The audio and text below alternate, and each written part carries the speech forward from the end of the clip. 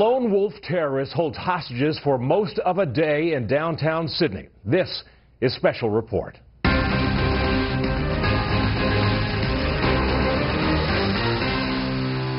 Good evening, I'm Doug McElway in for Brett Baer, who is on assignment. We begin tonight's coverage with an act of terror. 3 people, including the gunman, are dead after a 16-hour-long hostage siege in Sydney, Australia. 4 others were injured. Senior correspondent Alex Rossi from our sister network Sky News has the story.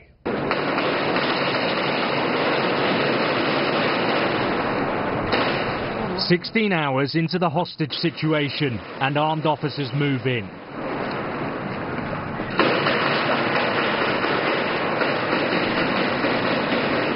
The loud bangs of stun grenades shook the city as gunfire signalled a bloody end to the siege.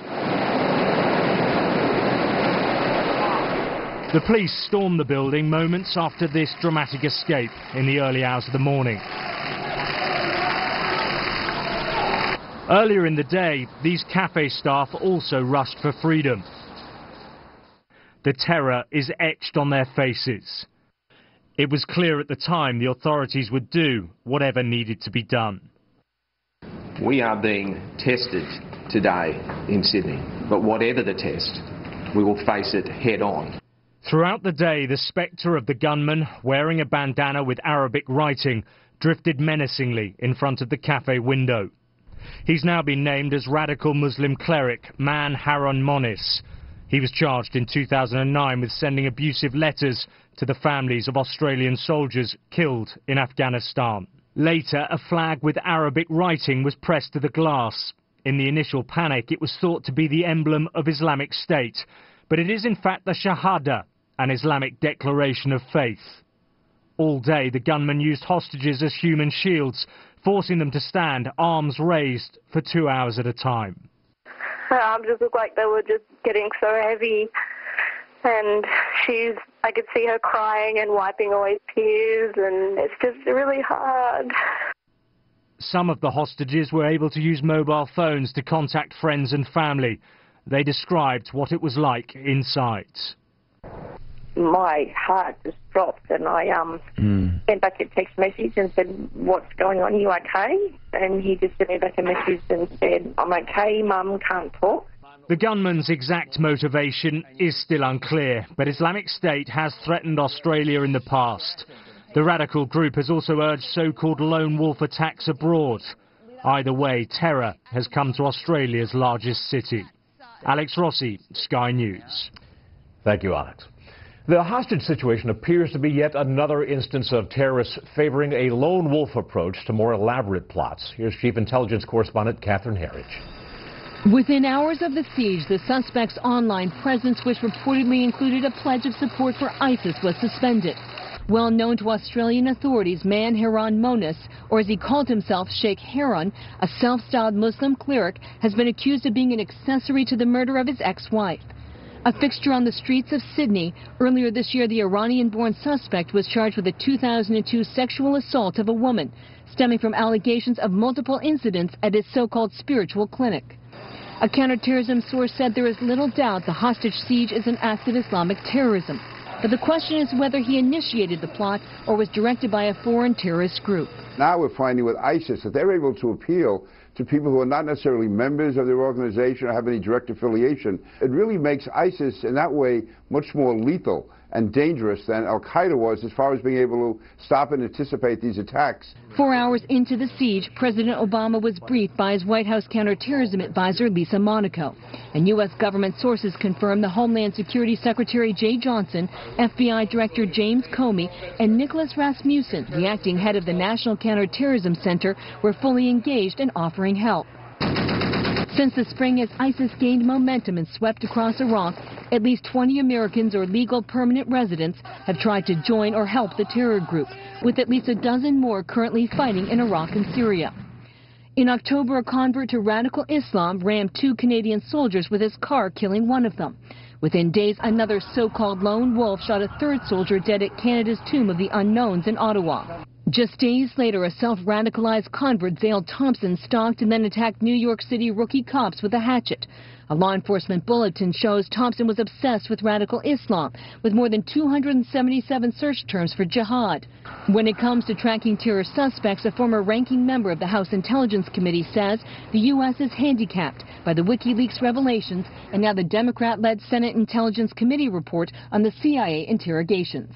The tools that are essential to us, they now know what they are, and what they do is they create workarounds. So they don't provide us access to the kind of information that we need. And today, in a series of raids, French authorities confirmed the arrest of 10 people, with France's Homeland Security Minister calling the disruption of jihadi recruitment networks to Iraq and Syria the highest priority. Doug. Thank you, Catherine. You're welcome.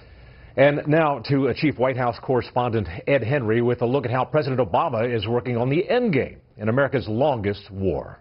Visiting troops who just returned home for the holidays, President Obama today made clear again that combat operations are ending in Afghanistan in a couple of weeks, even as he hinted at an acknowledgement that combat is not really over for more than 10,000 U.S. troops that will stay behind. This month, America's war in Afghanistan will come to a responsible end. Now, that doesn't mean everything's great in Afghanistan. Afghanistan's still a very dangerous place. In fact, in a visit to Afghanistan earlier this month, outgoing Defense Secretary Chuck Hagel revealed that more U.S. troops than originally promised are staying behind as coalition troops rotate in. This will mean a delayed withdrawal of up to 1,000 U.S. troops, so that up to 10,800 troops could remain in Afghanistan through the end of this year.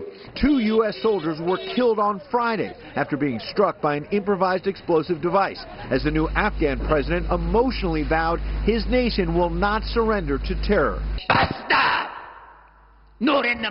Enough. No more. This is unacceptable. It is un-Islamic. It is inhuman. As the U.S. role in Afghanistan ramps down, there's new pressure on the president to step up the fight against ISIS in Iraq and Syria. When Secretary of State John Kerry pushed last week for the Senate to approve a new authorization of military force against ISIS, Republican Bob Corker said he wants to approve the measure, but the president waited far too long to seek it. The reason we're here is a total failure of the president to lead on this issue and to send something up here. And so we find ourselves divided when, in essence, we all want the same thing. A new Fox poll found the public is restless about the president's handling of ISIS. 35% approve, while 56% disapprove, as he asked today for patience. Now, this campaign in Iraq will take time. But make no mistake, our coalition isn't just going to degrade this barbaric terrorist organization. We're going to destroy it. Though it was 4 years ago the president used an Oval Office address to declare the combat mission in Iraq was coming to an end. Operation Iraqi Freedom is over, and the Iraqi people now have lead responsibility for the security of their country. That was the summer of 2010. At the end of 2011, the president pulled out all troops, declaring he was leaving behind a, quote, stable and self-reliant Iraq, though, of course, some U.S. troops have now been sent back to battle ISIS. Doug? Ed Henry on the North Lawn. Thank you, Ed. Thank you. A manhunt is underway at this hour for a suspect in a deadly string of shootings in Pennsylvania. Senior correspondent Rick Leventhal is live with the very latest now. Hi, Rick. And Doug, we've just confirmed the suspect is a former Marine reservist and Iraq War vet reportedly being treated for PTSD. Identified by authorities as 35-year-old Bradley William Stone, still on the loose, considered armed and dangerous. He's 5'10", 195 pounds, with a red auburn beard and mustache and closely cropped hair. He's known to use a cane or walker, maybe wearing sand or green-colored military fatigues. He's suspected of killing 6 people and seriously wounding 3 others at multiple locations north of Philadelphia this morning. Police thought they had him pinned down inside a home, but when they went in, he was gone.